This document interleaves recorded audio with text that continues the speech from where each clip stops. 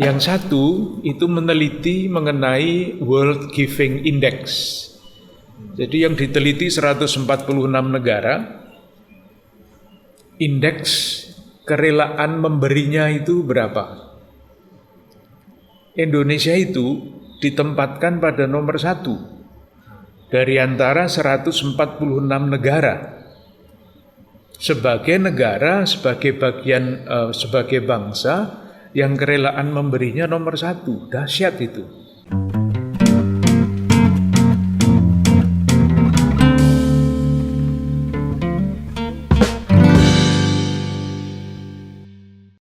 Selamat datang teman-teman seperjalanan semuanya. Selamat berjumpa lagi di acara kita Project, podcastnya para Romo-Romo dan Frater-Frater Keuskupan Agung Jakarta. Kita beri tepuk tangan dulu.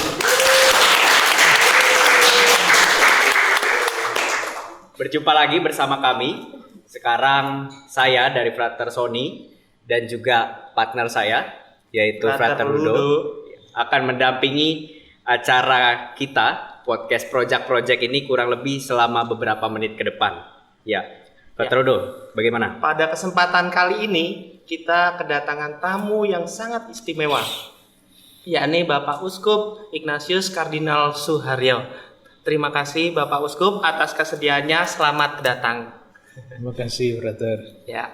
Ya, ini acara Project Bapak Kardinal. Di mana para imam serta juga frater-frater biasa membagikan pengalaman iman dan juga butir-butir permenungan begitu. Nah, tema yang diangkat pada kesempatan kali ini itu menimba teladan iman Bunda Maria di tengah tantangan masa pandemi seperti itu. Nah, tema ini menjadi tema yang khusus dan spesial karena selain bulan Oktober ini adalah bulan Maria atau bulan Rosario ya. Nah, kita juga seminaris sebentar lagi ingin memperingati pesta nama dari pelindung seminari tinggi. Nah, itu Santo Yohanes Paulus II. Beliau adalah Bapak Paus dan juga memiliki devosi kuat terhadap Bunda Maria. Bunda Maria menjadi teladan sekaligus pembimbing kita dalam penjarahan iman untuk mencapai hidup seperti Kristus. Itu beliau yang katakan.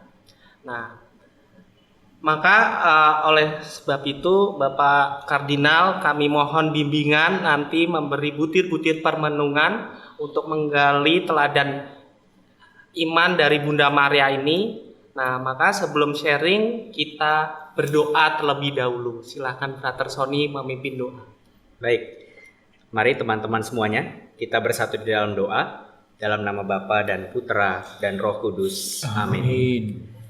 Allah Bapa yang penuh kasih, kami bersyukur kepadamu karena dalam kesempatan ini Engkau kumpulkan kami kembali untuk menjadi satu saudara sebagai teman seperjalanan untuk sama-sama menimba inspirasi dari murid-murid-Mu.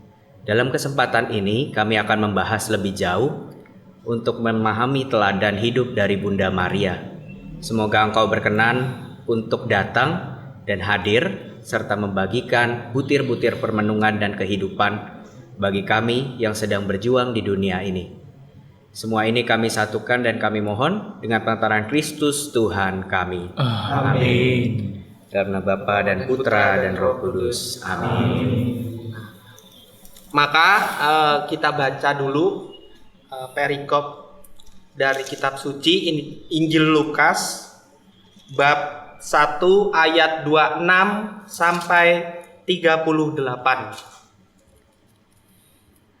Pemberitahuan tentang kelahiran Yesus.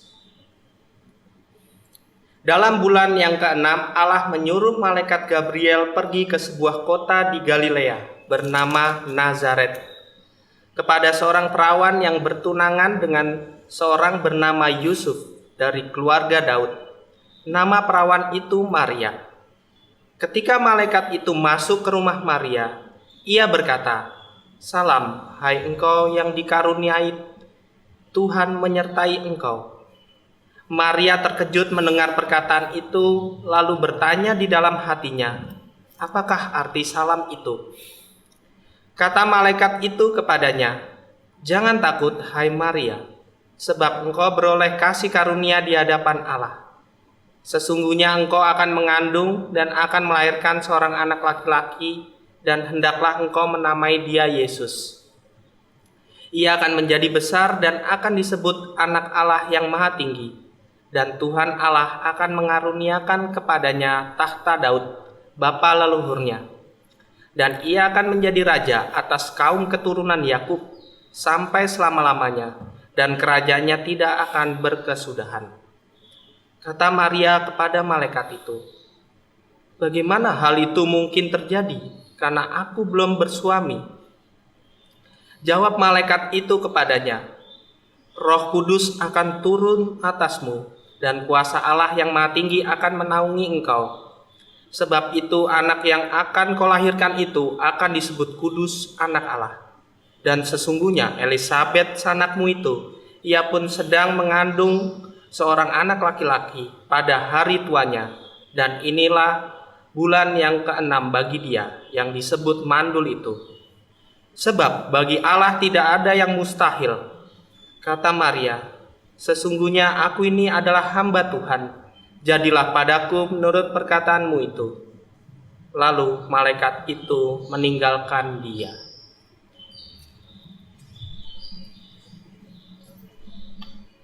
Demikianlah sabda Tuhan.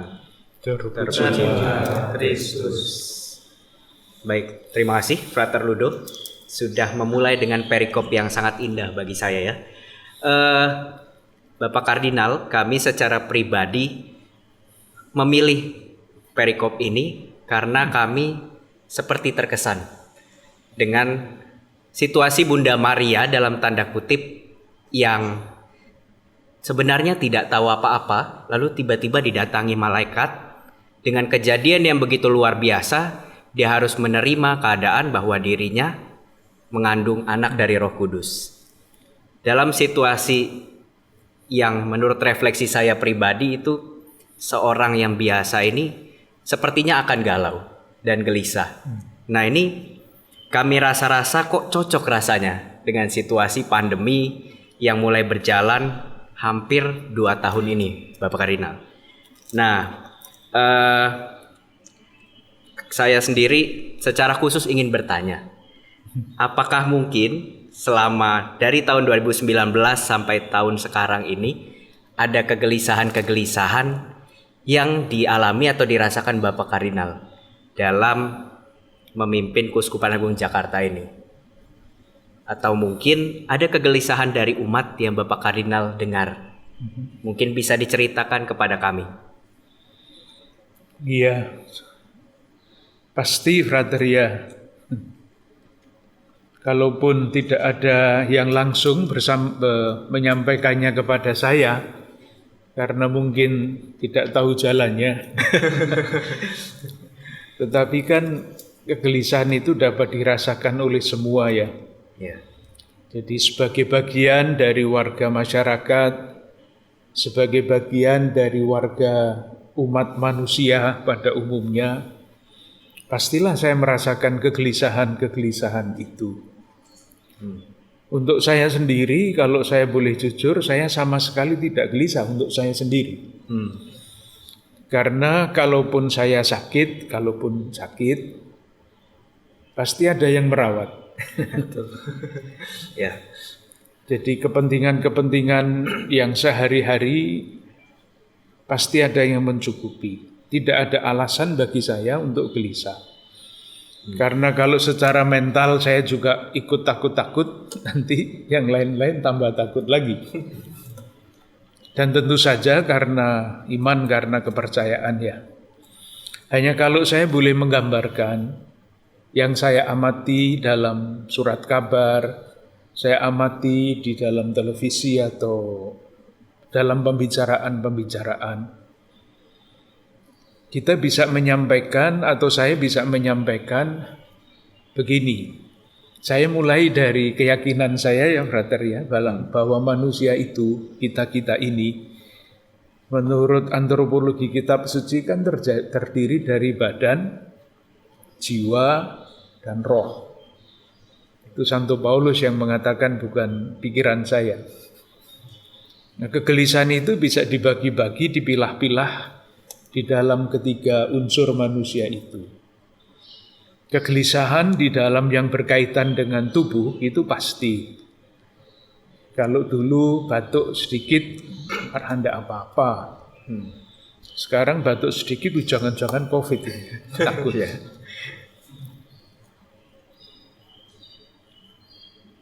Akibat dari wabah COVID-19 ini juga sangat dahsyat. Itu juga yang menyangkut fisik dulu. Banyak saudara-saudara kita yang kehilangan pekerjaan. Bukan hanya yang saudara-saudara kita yang di tataran akar rumput, tetapi juga yang mempunyai katakanlah jaminan yang besar untuk hidupnya secara fisik itu pun gelisah karena sampai di mana nanti peristiwa atau waktu atau seperti ini yang akan sampai kapan. Jadi kegelisahan di dalam bidang itu sangat besar. Apalagi kalau masih mempertimbangkan dulu kalau mendengar orang meninggal itu ya biasanya jauh ya, orang yang kita kenal. Nah, sekarang ini pada masa pandemi ini kan entah keluarga kita, entah sahabat kita, entah teman kita, seperti itu. Belum lagi kalau kita mendengar ada sekian banyak dokter yang kena COVID lalu meninggal. Jadi dari segi fisik tubuh itu pun sudah banyak hal yang membuat kita bisa gelisah. Belum lagi kalau nanti kita omong tentang jiwa kita ya, beban. Ambil saja contoh beban mental, rator-rator sendiri merasakan kan bedanya kuliah online dan kuliah tatap muka. Benar. Itu kita sudah dewasa, kita sudah mempunyai daya tahan mental yang memadai harapannya. Nah, coba dibayangkan anak-anak TK, anak-anak SD itu perasaannya seperti apa. Belum lagi kalau ada berita pada masa pandemi ini, kekerasan di dalam keluarga semakin banyak. Itu akibat beban-beban yang sementara itu dulu tidak dirasakan seberat ini. Dan pertanyaan yang paling mendasar itu adalah yang berkaitan dengan roh kita, berkaitan dengan iman kita. Tidak sedikit yang berkata, salah kami ini apa? Dosa umat manusia ini apa? Kok dihukum seperti ini? Itu kan pertanyaan jelas salah. Tetapi pasti tidak sedikit saudara-saudari kita yang mempunyai pengalaman pertanyaan eksistensial seperti itu. Oleh karena itu dalam hal yang terakhir ini, Paus kan dengan tegas mengatakan COVID-19 ini bukan hukuman, tetapi adalah kesempatan yang diberikan Tuhan kepada kita untuk memikirkan kembali dan membangun kembali relasi kita dengan diri kita sendiri, dengan sesama, dan dengan alam, dan tentu dengan Tuhan. Itu pesan Paus Fransiskus. Jadi kegelisahannya saya kira sampai sekarang juga banyak, tetapi juga dalam arti tertentu yang bagus-bagus juga tidak sedikit, brother ya. Kalau hanya melihat yang kegelisahan yang seperti itulah, matilah kita. Ya. Tapi syukur kepada Tuhan bahwa di tengah-tengah pandemi ini ada sekian banyak hal yang sungguh-sungguh tampak mencerminkan kemuliaan manusia. Dalam hal apa itu? Kemuliaan manusia itu kan intinya akhirnya tampak di dalam kerelaannya berkorban. Nah, coba silahkan melihat betapa banyak dokter, tenaga kesehatan, relawan yang tanpa kenal lelah melayani saudara-saudaranya yang sakit. Itu bagi saya kemuliaan manusia. Berbagai macam hal yang dapat kita lihat di tengah-tengah masyarakat akar rumput, meskipun tidak menyelesaikan masalah, tetapi bagi saya itu suara hati yang sungguh-sungguh pantas untuk disyukuri. Kita sering melihat kan pada masa-masa yang sangat berat waktu itu, ada keluarga yang menggantungkan sembako di pagar rumahnya di depan, siapapun boleh ambil. Sederhana, tetapi menarik. Di Jawa Tengah, saya tidak tahu di Jakarta ya, di Jawa Tengah itu ada gerakan Jogo Tonggo. Jadi kalau ada saudara-saudara yang sakit di wilayahnya dan nggak ngerti lagi mau dibawa kemana, atau yang lebih ringan yang isolasi mandiri, tidak bisa cari obat, tidak bisa cari makan, nah tetangganya yang harus menjaga saudara-saudara kita itu. Sungguh-sungguh sangat istimewa. Dan saya merasa di negara kita ini pemerintah sungguh-sungguh hadir. Sebelum yang lain-lain pesan vaksin, pemerintah kita sudah pesan. Sehingga sekarang ketika pandemi itu berlangsung panjang, usaha untuk menjaga kesehatan bersama itu didukung oleh pesanan vaksin yang sudah sangat awal dipesan. Belum lagi kalau kita memperhatikan jaminan-jaminan sosial untuk yang kehilangan pekerjaan, untuk yang kurang ini, yang kurang itu, nanti pasti harus banyak hal dibangun kembali untuk sampai kepada kehidupan yang normal. Tetapi dari lain pihak, hal-hal yang mulia dari kemanusiaan, dari diri kita, dari bangsa kita, itu muncul. Yang hari-hari ini selalu saya kutip untuk memberi semangat dan untuk mengajak supaya kita merawat yang tadi saya sebut yang mulia di dalam watak bangsa Indonesia adalah kerelaan memberi dan modal sosial. Beberapa waktu yang lalu saya baca di harian Kompas penelitian berkaitan dengan COVID-19 ini. Penelitiannya dimasukkan di dalam berita yang lebih luas. Tapi yang disampaikan di situ adalah 2 hasil penelitian dari lembaga-lembaga penelitian luar negeri yang sudah banyak usianya. Jadi bukan penelitian pesanan ya, pasti bukan. Yang satu itu meneliti mengenai World Giving Index. Jadi yang diteliti 146 negara, indeks kerelaan memberinya itu berapa? Indonesia itu ditempatkan pada nomor 1 dari antara 146 negara sebagai negara, sebagai bagian, sebagai bangsa yang kerelaan memberinya nomor 1. Dahsyat itu. Itu saya baca penelitian tahun 2018. Tetapi saya cek, ternyata angkanya belum berubah pada tahun 2020. Jadi bertahan. Yang kedua, ini lembaga penelitian yang lain, juga lembaga penelitian internasional, yang menilai, yang meneliti modal sosial dari suatu bangsa. Yang diteliti itu 167 negara. Indonesia ditempatkan pada nomor 6 dari antara 167 negara ini. Itu dahsyat menurut saya. Jadi dengan demikian kita boleh bangga karena di dalam masa pandemi seperti ini yang sedahsyat ini, justru emas dari watak bangsa kita itu muncul kembali. Artinya yang dulu namanya gotong royong dan gotong apa lagi, itu meskipun kabur, katanya tidak dipakai lagi gotong royong itu ya, sudah sangat jarang dipakai.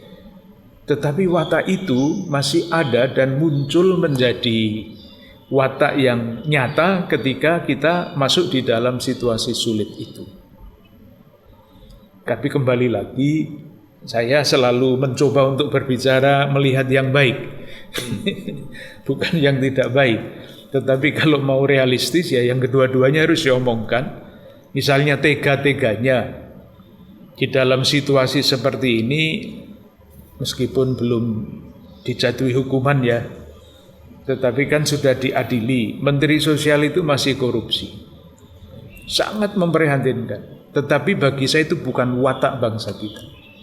Itu watak serakah yang datangnya entah dari mana.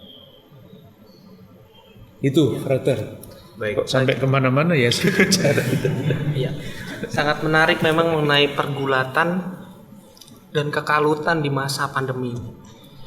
Saya pun juga berpikir keras ya, Bapak Kardinal, ketika masa pandemi ini datang. Dan mungkin juga mewakili ada beberapa orang juga ya pertanyaan eksistensial ini muncul gitu. Karena di tengah pergulatan, di tengah kekalutan ini kan orang seperti terombang-ambing tanpa arah gitu. Dan dunia menawarkan berbagai macam jawaban dan pelarian. Ya entah itu game, ya kan, untuk melepas frustasi, atau medsos itu juga banyak jawaban-jawaban. Lalu yang menjadi pertanyaan kita sebagai umat beriman, lalu apa pentingnya berdoa di tengah pergulatan itu? Iya. Nah, memang yang harus dijelaskan lebih dulu ya apa yang dimaksudkan dengan berdoa. Kalau orang berkata berdoa itu kan mohon ini, mohon itu kan. Ya. Itu bagus juga, tidak salah, dan keranjang malaikat yang paling cepat penuh ya keranjang permohonan itu kan.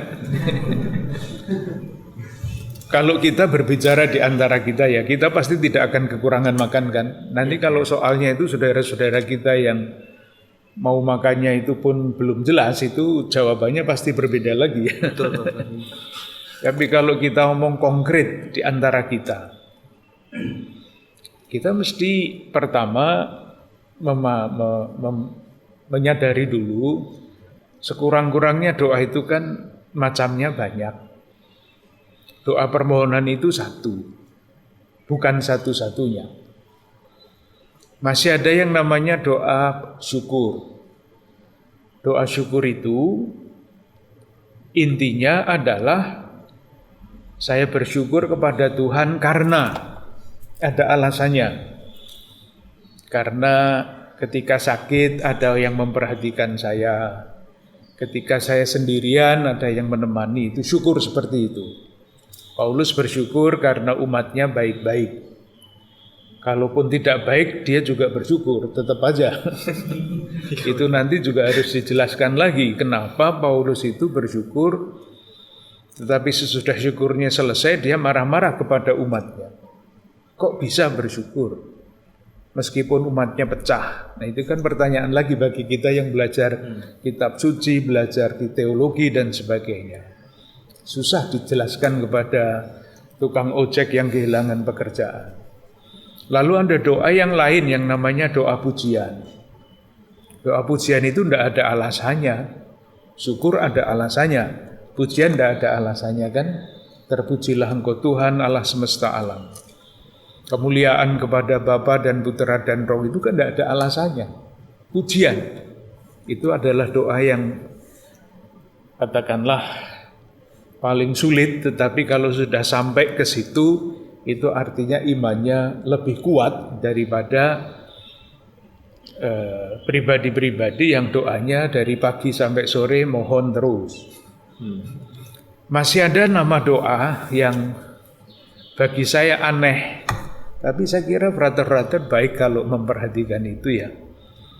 Yang artinya itu doa mohon kegelisahan, doa mohon kecemasan. Biasanya kita doa mohon damai. Ya, kalau itu gampang mohonnya, tapi apa diberi damai apa enggak soal lain. Tetapi kalau kita yakin bahwa kita sebagai orang beriman pengikut Kristus berani menyampaikan doa kecemasan, lah itulah yang mestinya kita semua ada di situ itu. Imam-imam, frater-frater ada di situ itu. Di dalam masa pandemi ini yang paling banyak kita doakan, bukan paling banyak lah ya, rata-rata lah. Yang baik kita doakan selain yang lain-lain tadi adalah doa mohon kecemasan. Bukan kecemasan yang membuat kita lalu setengah gila ya, bukan itu. Tapi maksudnya adalah sebagai orang beriman yang hidup di dalam konteks tertentu, terus berusaha untuk bertanya di dalam doa. Caranya bertanya di dalam doa macam-macam. Sebetulnya kehendak Tuhan untuk kita di dalam masa yang sangat konkret ini apa? Dan saya belum berhenti berdoa kalau jawabannya belum ada. Itu doa mohon kecemasan. Jadi bukan cemas yang membuat saya bingung, lalu marah-marah, bukan itu. Tetapi doa yang mendorong saya karena saya yakin bahwa peristiwa-peristiwa di dalam hidup kita, dalam masyarakat, dalam sejarah, itu adalah tempat di mana Tuhan itu menyatakan kehendaknya, maka saya harus mencari kehendak Tuhan di dalam peristiwa itu. Nah, sekarang pandemi. Caranya berdoa tentu yaitu entah dengan kontemplasi, entah dengan apapun caranya doa, tetapi doanya adalah menunjukkan bahwa saya harus keluar dari zona nyaman saya dan mencoba melihat kehendak Tuhan. Tuhan mau membawa saya ini kemana di dalam situasi konkret ini.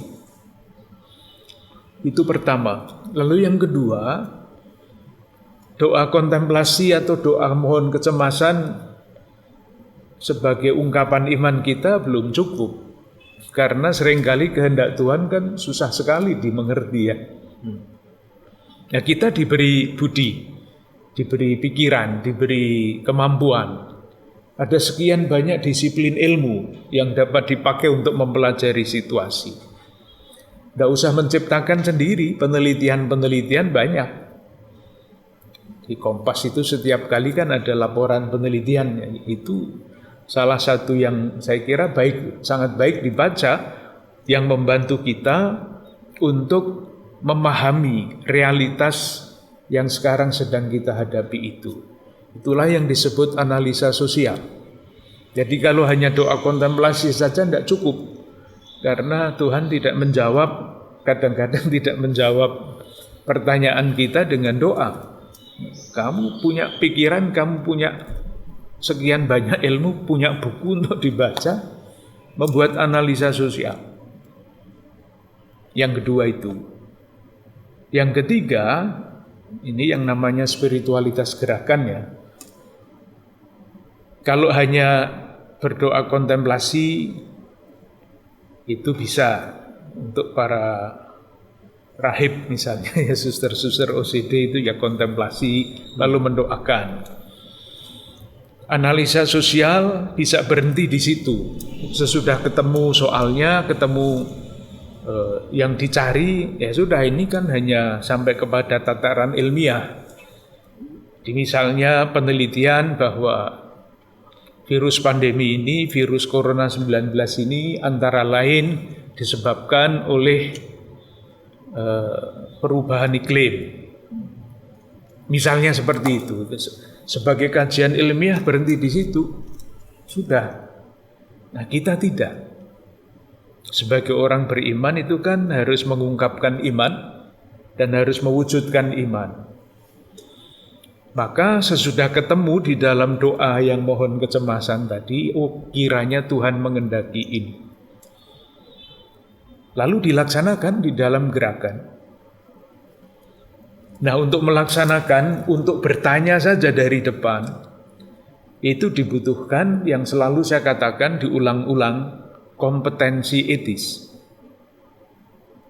Bukan keterampilan organisasi, bukan. Kompetensi etis. Yang namanya bela rasa. Kata itu sudah menjadi kata kunci di dalam cara berenung, cara berefleksi umat Katolik di Keuskupan Agung Jakarta. Bela rasa, itu kompetensi etis. Kalau saya tidak punya kompetensi etis, saya cuek bebek. Terserah yang tetangga saya mati itu urusannya RT RW. Tidak punya kompetensi etis itu. Tapi kalau saya punya kompetensi etis, saya bertanya. Pertanyaannya apa? Kan tadi sudah ada proses bertanya kepada Tuhan lewat doa, bertanya kepada ilmu lewat disiplin ilmu yang namanya analisa sosial, ketemu. Lalu harus bertanya, apa yang harus kita lakukan supaya lingkungan hidup kita yang terdampak COVID ini menjadi semakin manusiawi. Artinya luas sekali. Menjadi manusiawi itu luas sekali. Dan pertanyaannya bukan saya lakukan, kita lakukan. Itu kompetensi etis yang kedua. Kerjasama. Bagi saya kerjasama itu bukan sekedar kemampuan teknis, tetapi kompetensi etis. Kalau berkelahi itu kan gampang ya. Tidak usah latihan, semakin tidak latihan semakin seru. Tetapi bekerja sama itu tidak gampang. Itulah sebabnya di antara kita pun, di antara para pastor, kerjasama itu susah. Tidak gampang. Saya duga, kalau saya salah, saya senang. Salah satunya disebabkan karena tidak sadar bahwa bekerja sama itu adalah kompetensi etis yang harus dibangun sebagai watak, bukan sekedar teknik. Nah, kalau pertanyaannya seperti itu, konteksnya seperti itu, jawabannya sudah ada, maka konkret. Saya beri contoh ya, konkret sekali. Apa yang harus kita lakukan? Di paroki Karawaci, itu ada tanah keuskupan yang kosong. Di situ ada pedagang-pedagang kecil yang selama masa pandemi berat tidak laku. Maka pastornya mengajak dewan paroki, apa yang harus kita lakukan supaya saudara-saudara kita, pedagang-pedagang kecil ini, yang kehilangan kemampuannya berjualan sehari-hari, terbantu. Keputusan mereka, mari kita tanami ladang ini dengan pisang yang cepat berbuah. Ditanami, pisang berbuah, dibuat keripik pisang yang enak sekali. Karena saya pernah makan itu. Iya, sebagai contoh dibawa ke keuskupan, enak kan di keuskupan itu, jadi dibawain contoh terus jadi tinggal makan. Saya sampai mengatakan kepada Romo Paroki di Karawaci, Romo Suwarno, Romo, hebat sekali, konkret sekali. Ini kan cara menjawab pertanyaan tadi, apa yang harus kita lakukan? Jawabannya menanami kebun itu, keluar pisang, kepok, dibuat pisang keripik, dijual, pemberdayaan masyarakat. Satu, contoh kecil ya, yang dibuat oleh pemuda Katolik. Mereka itu membuat gerakan yang namanya sedekah sampah. Pemuda Katolik akan diundang nanti pada tanggal 27 Oktober mengisi pertemuan para pastores. Bicara tentang itu. Karena apa? Sampah itu kan ada di mana-mana. Kalau melihat tukang sampah, tukang gerobak itu, mereka itu kan hidup. Bisa hidup dari mengumpulkan kertas, mengumpulkan plastik, bisa hidup mereka itu. Maka mereka bertanya caranya bagaimana supaya saudara-saudara kita yang sudah jelas bisa hidup dari sampah. Jalan pikiran, cara berpikir seperti ini disebarluaskan. Sampah kan ada di mana-mana, tinggal diajari bagaimana caranya, dibantu supaya nanti tidak ditipu oleh tengkulak sampah, tetapi memang membantu kesejahteraan saudara-saudara kita yang menyedekahkan sampah itu. Meluas sampai kemana-mana. Nanti kalau di seminar ini ada gerakan seperti itu kan bisa diberikan kepada tukang-tukang sampah itu. Dikumpulkan, kita mengumpulkan entah kertas, entah plastik, kasih mereka. Atau masuk bank sampah itu atau namanya sedekah sampah itu ada aplikasinya. Jadi teman-teman kita di Pemuda Katolik itu kalau mau membantu silahkan kita mengunduh aplikasi itu. Kalau minta di rumah saya ada 10 kilo sampah, datang mereka mengambil. Tidak usah kita sendiri yang membawa gerobak kemana-mana, mereka datang. Ya nanti kalau mau tahu ikutlah besok tanggal 27 itu. Bisa menjadi gerakan konkret sekali.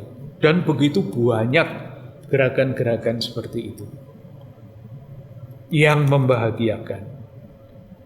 Belum menyelesaikan masalah, tetapi bagi saya itu suara hati yang terungkap, yang jelas sekali dapat menjadi pancingan-pancingan bagi kita untuk bertanya apa yang harus kita lakukan. Dan tidak hanya pada masa pandemi ini, tetapi misalnya tadi Frater menyebut mengenai media sosial, itu tantangan lain lagi. Apa yang harus kita lakukan ketika media sosial menipu banyak orang dengan game online misalnya, dengan pinjaman online misalnya, apa yang harus kita lakukan? Yang pasti kan tidak usah ikut bermain game di situ kan.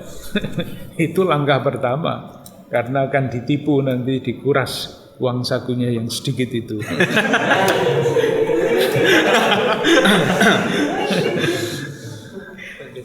Ya, baik, terima kasih Bapak Kardinal.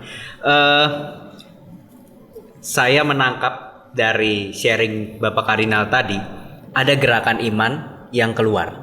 Nah, melihat sosok Bunda Maria yang sedang kita teladani dan kita doakan selama di bulan Oktober ini, itu rasa-rasanya Bunda Maria juga punya sikap iman yang keluar.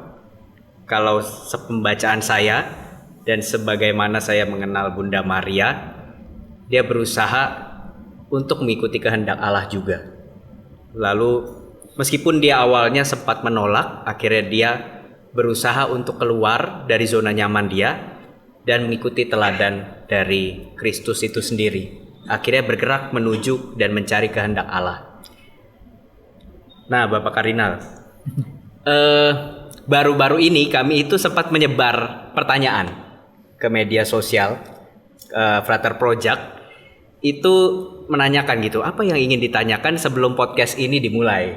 Salah satu pertanyaannya adalah, apa sih yang bisa diteladani dari Bunda Maria untuk khususnya kami sebagai anak-anak muda yang hidup di tengah pandemi ini. Nah, mungkin Bapak Kardinal bisa men-sharingkan teladan Bunda Maria ini. Ya. Pertanyaannya bagus. Hanya biasanya pertanyaan bagus itu sulit ditanggapi. Saya mulai begini, Frater ya. Apakah kita itu pernah bertanya Bunda Maria dan leluhurnya itu sejarahnya seperti apa? Karena apa? Kalau kita ambil saja contoh ya, Kidung Magnificat, aku mengagungkan Tuhan. Apakah itu kidungnya Bunda Maria? Kan bukan. Hana sudah menyanyikan hal yang sama. Ibunya Samuel. Bukan Samuel Pangestu.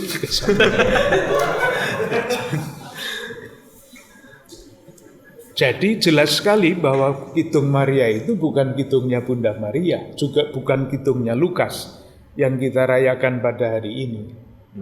Ini adalah kidung yang mengungkapkan suatu spiritualitas. Nah, ini menjadi penting sekali. Di masa pandemi ini kita akan terus bertahan dan menjalankan tugas tanggung jawab kita ke dalam keluar kemanapun kalau kita punya spiritualitas yang kokoh. Maka pertanyaannya adalah spiritualitas Bunda Maria itu spiritualitas dari mana? Sejarahnya panjang sekali, Brother. Nanti jadi pelajaran kitab suci sedikit ini. Tidak apa-apa ya. Iya. Nanti bisa dipotong yang tidak perlu. Sejarahnya itu mulai dari tahun 587 sebelum Masehi. Panjang kan? Nah, sekarang sudah tahun 2021, itu nanti kalau diceritakan semua panjang sekali. Kita semua tahu pada waktu itu terjadi pembuangan Babilonia. 50 tahun kemudian umat Israel, Babilonia sudah kalah dari Persia, dan Raja Persia mengizinkan orang-orang yang dibuang itu kembali ke tanah Palestina. Tapi tidak semua kembali. Ada sebagian yang sudah menjadi bupati, pedagang besar. Untuk apa kembali kalau sudah enak di situ? Ini umat Israel yang sudah kehilangan idealisme. Yang kedua, sebagian mengatakan dosa kita sudah terlalu berat. Tuhan tidak akan mengampuni. Ini orang yang tidak percaya kepada Allah, percayanya hanya kepada Allah yang maha adil, tetapi tidak percaya kepada Allah yang maha rahim, maka tidak berani. Merasa tidak pantas lagi. Yang ketiga adalah kelompok yang terikat oleh kepercayaan zaman itu. Karena Allah kita sudah kalah dengan Allahnya Babilonia. Untuk apa kita percaya lagi kepada Allah itu? Zaman dulu kan yang berperang Allahnya ya. Dua bangsa berperang, yang berperang Allahnya, yang kalah ya kalahnya Allah. Nah, sebagian kecil saja dari orang-orang yang dibuang itu kembali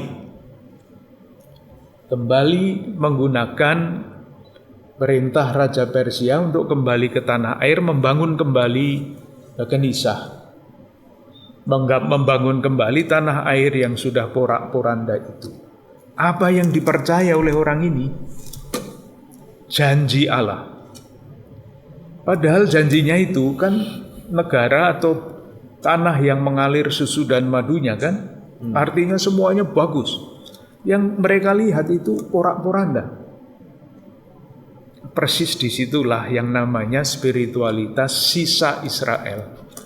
Spiritualitas orang-orang miskin Yahweh namanya. Kendati kenyataannya seperti ini, gelap segelap-gelapnya, tapi mereka yakin janji Allah tidak akan ditarik. Allah akan berhasil. Maka mereka mulai membangun kembali Palestina, membangun kembali Bait Suci dengan spiritualitas percaya kepada janji Allah. Itulah yang diterjemahkan di dalam kata yang kita pakai sekarang, harapan. Mereka menaruh harapan pada janji Allah. Dan ini adalah spiritualitas. Oleh karena itu, kalau kita sebagai orang beriman sungguh-sungguh percaya bahwa kita itu dianugerahi iman, pengharapan, dan kasih. Nah, inilah pengharapan inilah yang sekarang ini harus menjadi kekuatan kita. Saya selalu mengatakan harapan itu tidak sama dengan optimisme, tidak sama. Optimisme itu pertimbangannya adalah datar. Mungkin pertimbangan intelektual ya, pertimbangan profesional misalnya. Kalau ekonominya Indonesia seperti ini terus, nanti tahun 2030 kita akan menjadi negara yang sejahtera, misalnya. Optimis. Ternyata tidak seperti itu. Optimismenya berubah menjadi pesimisme. Kecil hati, putus asa, dan sebagainya. Harapan berbeda. Harapan itu landasannya adalah iman, yaitu tadi. Kalau mengutip surat Rasul Paulus ya, Allah yang telah memulai karya yang baik akan menyelesaikannya juga. Jadi harapan seperti itu mendorong kita untuk bekerja terus seolah-olah semuanya tergantung pada saya. Tetapi juga untuk pasrah terus, seolah-olah segala sesuatu tergantung dari Tuhan. Kombinasi itu akan membuat kita sampai kepada keyakinan yang dikatakan oleh Rasul Paulus. Ini kebetulan saya hafal berarti. Rasul Paulus di dalam suratnya kepada orang Korintus mengatakan begini, saudara-saudaraku yang terkasih, berdirilah teguh, jangan goyah. Sebab di dalam Tuhan jerih payahmu tidak sia-sia. Ini harapan yang diwujudkan. Jerih payahmu, berdirilah teguh, jangan goyah, karena jerih payahmu, usaha-usaha kita yang berhasil, yang tidak berhasil, tidak akan sia-sia. Ya, Bunda Maria itu dalam aliran itu. Dia hidup di dalam arus spiritualitas hamba Yahweh, spiritualitas orang miskin Yahweh. Dalam garis itu, maka dia bisa menyanyikan Kidung Magnificat yang sudah dinyanyikan oleh ibunya Samuel. Itulah pegangan dalam bentuk syair lah, spiritualitas sisa Israel, spiritualitas hamba Yahweh itu. Ya, dengan spiritualitas seperti itu, ya tadi saya katakan kokoh, kita mesti teguh di dalam harapan, percaya kepada janji. Ya. Itu Brother. Baik Bapak Kardinal. Terkait mengenai pengharapan ini Bapak Kardinal, bahwa sekarang kan kita menatap sebuah situasi di mana ya terjadi ketegangan antara ya mencari kebutuhan hidup, ekonomi dengan krisis lingkungan seperti itu. Nah, dalam pengharapan ini kan kita tadi melihat Bunda Maria pun mempersiapkan diri akan keselamatan yang ditawarkan Allah. Dia akan mengandung Roh Kudus yang akan menyelamatkan dunia. Nah, dalam pengharapan kita di situasi seperti ini gitu, di tengah tegangan ekonomi dan juga krisis lingkungan, seakan-akan kan kalau saya melihat tidak ada jalan keluar. Karena ya ketika kita melihat sekarang aja orang mengejar misalnya berdoa semoga ya rezeki saya kembali pulih. Tapi bagi saya pribadi tidak mungkin rezeki pulih ketika kita tidak memperhatikan lingkungan yang memberikan dia sumber gitu untuk penghasilan rezekinya gitu. Nah, ketika terkungkung pada ya situasi ekonomi ini ya, di mana orang ya semua dinilai melihatnya untung rugi, untung sebesar-besarnya gitu kan. Tanah kosong, wah ada tanah kosong. Ya orang melihat ya itu bisa didirikan rumah, investasi, tidak dibiarkan kosong gitu saja, tidak menikmati keindahan alam. Tapi padahal itu pun penting untuk keseimbangan hidup kita gitu. Nah, di tengah tegangan pencarian ekonomi sekaligus ya lingkungan yang semakin krisis ini, bagaimana kita mempersiapkan diri atau mengevaluasi diri dalam pengharapan kita itu di tengah masa pandemi ini? Cukup, Bapak kan. Semakin ruwet ya. Saya memakai cara pandang ini untuk menanggapi, pasti tidak akan menjawab. Jawaban yang paling mudah ya jangan bingung lah. Jangan bingung. Tetapi kalau kita mau berpikir besar, kalau berpikir kecil ya marilah kita lakukan apa yang dapat kita lakukan. Itu jawaban yang konkret. Jadi kalau misalnya lingkungan dianggap terancam, ya jangan ikut mengancam lingkungan. Dah, itu kan jelas. Kalau ada sekian banyak orang, saudara-saudara kita yang berkekurangan dan kita berkelebihan, ya mari kita sumbang. Itulah muncul bakat di Keuskupan Agung Jakarta, Badan Amal Kasih Katolik, untuk menanggapi masalah kemiskinan, kebutuhan hidup. Itulah sebabnya ada Komisi Pengembangan Sosial Ekonomi. Itulah sebabnya ada Caritas Indonesia. Itu semua menanggapi kebutuhan-kebutuhan masyarakat yang tanda petik membutuhkan dukungan logistik atau finansial. Dan jangan pernah lupa kalau ditanya uang keuskupan berapa?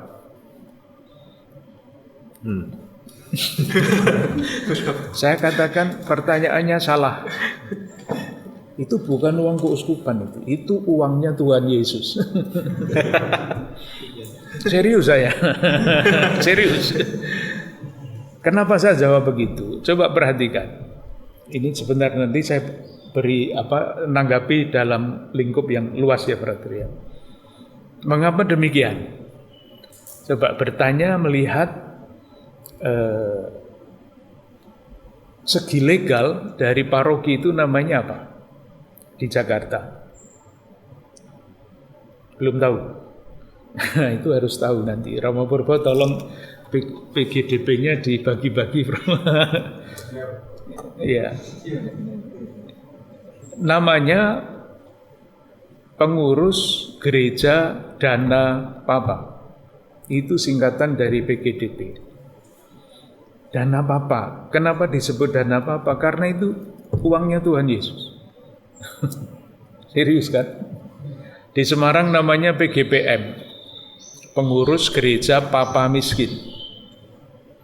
Jadi uang yang ada di keuskupan itu bukan uangnya keuskupan, uangnya orang miskin itu. Saudara-saudaranya Yesus. Di Bandung namanya PGAK, Pengurus Gereja Amal Kasih. Itu identitas gereja. Maka di dalam keadaan seperti itu yang tadi ditanyakan antara kebutuhan dan lingkungan ya, yang memang membutuhkan dibantu, lingkungan dijaga sejauh mungkin. Itulah sebabnya ada surat-surat gembala tentang lingkungan hidup. Tapi kita kan tidak bisa berperang melawan perusahaan raksasa internasional yang berkolusi dengan kekuatan politik dan sebagainya itu kan. Maka dari dalam lingkup yang kecil mari kita kerjakan apa yang bisa kita kerjakan. Dan orang mengatakan mari kita nyalakan lilin kecil daripada sekedar mengutuk kegelapan. Udah itu dipraktekkan. Nah tetapi di dalam konstelasi yang besar itu kembali harus membuat analisa sosial, Brother ya, tidak bisa lain. Dan membuat analisa sosial kan harus memakai alat teori. Nah, salah satu teori yang digunakan di Konferensi Wali Gereja Indonesia itu kira-kira secara sederhana, sangat disederhanakan, mengatakan begini, ruang publik yang sehat, ruang publik itu artinya kebaikan bersama yang sehat, itu disangga oleh 3 pilar yang mempunyai fungsi yang berbeda-beda, yang mesti harmonis. Harmonis itu artinya pengusaha-pengusaha tidak mengeksploitasi bumi dan sebagainya. Pilar yang pertama itu adalah negara. Negara itu gampangannya mempunyai tanggung jawab besar, utama, memastikan bahwa kebaikan bersama itu diwujudkan. Itu tanggung jawabnya. Jadi kebaikan bersama itu menyangkut regulasi mengenai lingkungan hidup misalnya. Kalau tidak ada regulasinya kan semau-maunya. Ada regulasinya, ada sanksinya. Misalnya itu kebaikan umum. Yang kedua adalah bisnis. Pilar bisnis. Negara saja tanpa bisnis tidak bisa jalan. Nah bisnis itu mesti berpedoman pada yang namanya fairness. Agak susah diterjemahkan ya, bukan kejujuran, tetapi ya fairness itu seperti di Eropa itu berkembang yang namanya fair trade. Jadi misalnya tidak mempekerjakan anak-anak di bawah umur, tidak mengotori laut dengan limbah. Itu fair trade namanya. Jadi semua yang melawan kebaikan bersama itu dilarang di dalam perdagangan. Mengeksploitasi hutan dan sebagainya itu dilarang. Kalau pergi ke toko-toko tertentu, kata kelihatannya di depan gedung KW itu ada tulisan fair trade itu. Jadi misalnya membeli bola ya, bola kaki. Ini bola yang diproduksi oleh perusahaan yang mempekerjakan anak-anak di bawah umur dengan gaji di bawah standar. Murah. Ekonomi fair trade tidak akan menjual barang begini ini. Dia akan menjual bola yang sama, tetapi dipastikan bahwa pabrik ini tidak mempekerjakan anak-anak di bawah umur, tidak membayar buruhnya di bawah standar upah. Toko-toko banyak yang diberi fair trade, harganya lebih mahal, tetapi itulah fair trade karena bisnis itu pada dasarnya adalah mempraktekkan fairness itu. Yang ketiga adalah masyarakat warga, ya kita-kita ini. Bukan pedagang, bukan pejabat. Tugas utamanya adalah menjamin bahwa saling percaya di tengah-tengah masyarakat itu terwujud, saling percaya. Nah coba sekarang silahkan brother melihat di negara kita, apakah ketiga pilar itu sungguh-sungguh sudah menjadikan tanggung jawabnya itu nyata?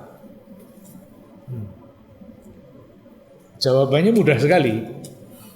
Idealnya seperti itu, jawabannya ya seperti realitas ini ya.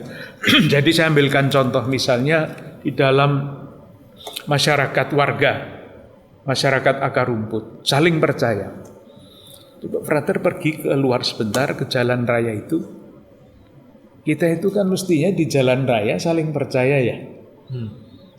Kalau lampunya merah ya berhenti. Kita melihat setiap hari pelanggaran itu apa enggak? Itu baru pada hal yang sangat sederhana. Kalau ada tanda bahwa tidak boleh lewat di situ, melawan arus ya jangan lewat situ. Nah, coba lihat di Pasar Senen itu, stasiun Pasar Senen itu kayak apa? Jadi untuk sampai ke ideal, yang paling mendasar aja belum sampai. Belum nanti kalau ada kolusi di antara dua pilar itu. Itulah yang paling sering terjadi. Entah kolusi antara negara dan bisnis. Dulu waktu ada undang-undang tentang tembakau, pernah membaca perkara itu. Yang disahkan oleh DPR berbeda dengan undang-undang yang berlaku. Lah siapa yang menambahi? Yaitu jual beli undang-undang itu terkenal di Indonesia. Bisnis juga bisa berkolusi dengan masyarakat warga. Tokoh-tokoh agama pun kan dipakai oleh bisnis untuk. Kita kan tidak boleh kalau pastor-pastor masuk ke bisnis kan tidak boleh. Tapi yang lain-lain itu. Saya pernah melihat iklan tentang mobil dari Australia. Itu bintang filmnya, bintang iklannya pakai kolar. Itu membisniskan apalah namanya. Belum lagi nanti kalau kita omong mengenai macam-macam hal yang di Indonesia ini pernah ramai dibicarakan.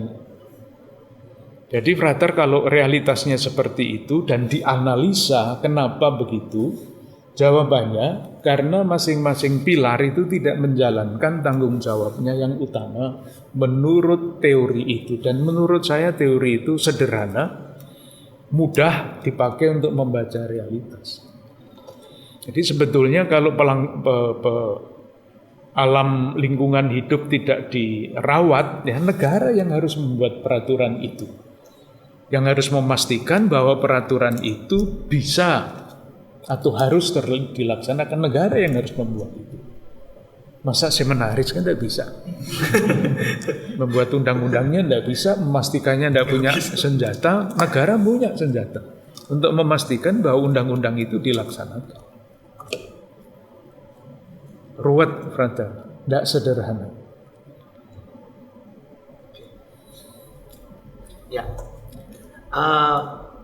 begitu teman-teman mengenai sharing iman, mengenai tema menimba inspirasi dari Bunda Maria di tengah masa pandemi ya. Saya akan Saya masih boleh omong satu lagi. Oke, dipersilakan Bapak Kardinal memberi pesan-pesan 1-2 kata untuk ya terkhusus anak muda di tengah pergulatan ini. Iya, frater masuk anak muda apa enggak? Iya. Iya. Oh, Borbol sudah tidak. Ya, tentu kalau kita menimba inspirasi dari Bunda Maria, itu ada banyak teks kitab suci yang bisa kita kita pakai sebagai landasan.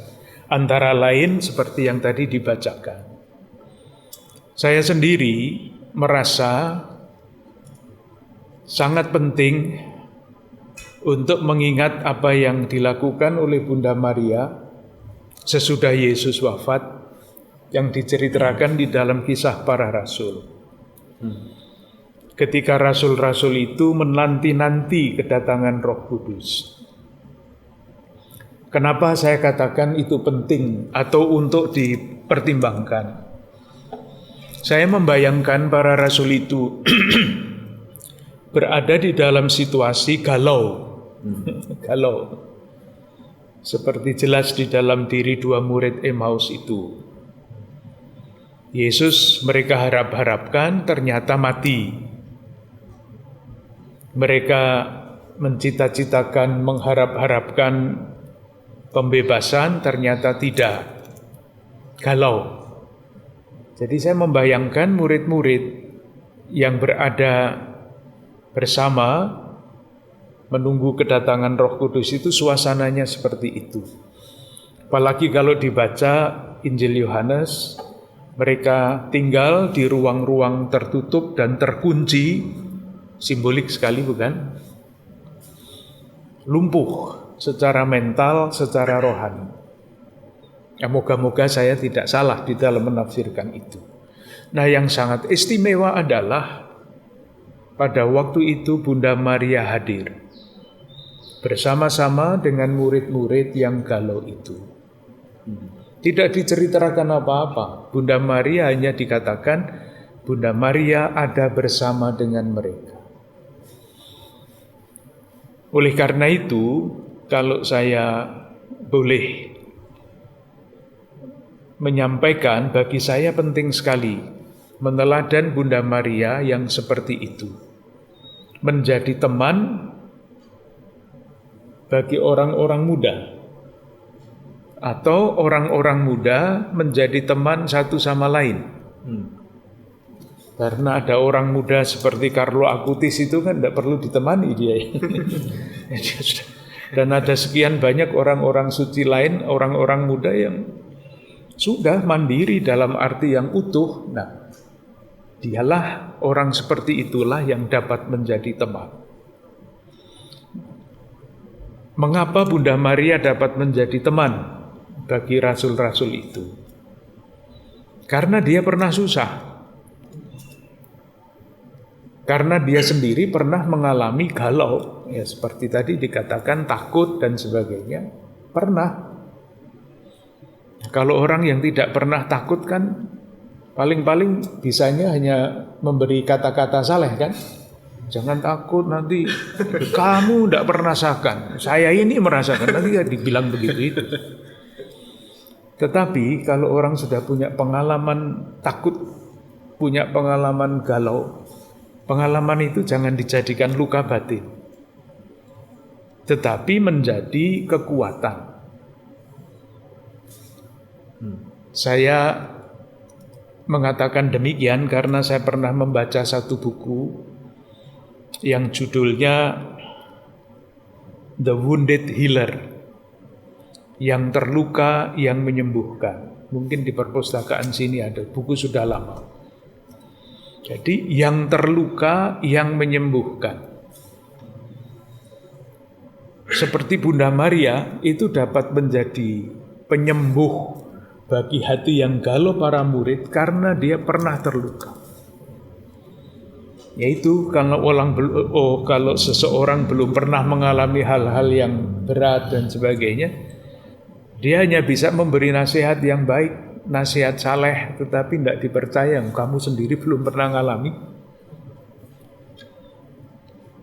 Jadi silahkan frater-frater, tidak usah menunggu sampai menjadi imam, meneladan Bunda Maria sebagai teman yang baik, yang menantang kita mengolah kekurangan-kekurangan dan kelemahan kita, karena sadar kelemahan dan kekurangan itu dapat menjadi batu loncatan untuk menjadi pribadi yang kokoh. Dan ketika kokoh, kita dapat menjadi teman bagi saudara-saudara kita yang tadi disebut galau atau apa itu istilahnya. Sekali lagi kami ucapkan kepada Bapak Kardinal banyak-banyak terima kasih karena telah memberi butir-butir permenungan yang bisa kami dalami nanti dan kami bawa untuk dihayati dalam kehidupan sehari-hari. Begitu sahabat-sahabat perjalanan, semoga pesan-pesan dari Bapak Kardinal semakin memotivasi kita untuk semakin terus berjuang dalam penghayatan iman kita dalam kehidupan sehari-hari. Di mana di tengah krisis, kita ikut membangun, ikut peduli, dan juga semakin terlibat dalam krisis-krisis yang ada untuk memperbaikinya. Sekian, begitu sahabat-sahabat perjalanan. Sekarang doa penutup oleh Frater Sony. Nanti mohon berkat Bapak Kardinal untuk kami semua. Mari Bapak Kardinal, Frater Ludo dan saudara-saudara teman-teman seperjalanan, kita bersatu dalam doa. Dalam nama Bapa dan Putra dan Roh Kudus. Amin. Bapa yang penuh kasih, terima kasih atas perjumpaan dalam waktu singkat yang boleh Engkau berikan kepada kami untuk kami dalami bersama mengenai kegelisahan kami, kegalauan hidup yang mungkin terjadi di tengah masa pandemi ini. Semoga di bulan Rosario ini yang juga kami hayati untuk meneladan Bunda Maria menjadi peneguhan bagi kami untuk dapat bersikap di tengah kehidupan yang serba sulit, tetapi tetap berpengharapan bahwa Engkau akan ada dan menyelamatkan kami semua. Dimuliakanlah Engkau Bapa, kini dan sepanjang segala masa. Amin.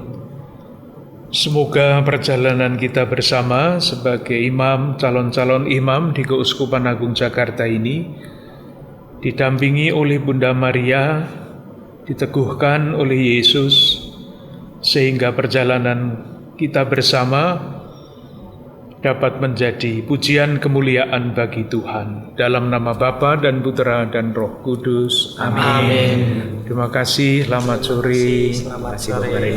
Selamat sore. Nanti tolong ya ke MKRI dipastikan siapa yang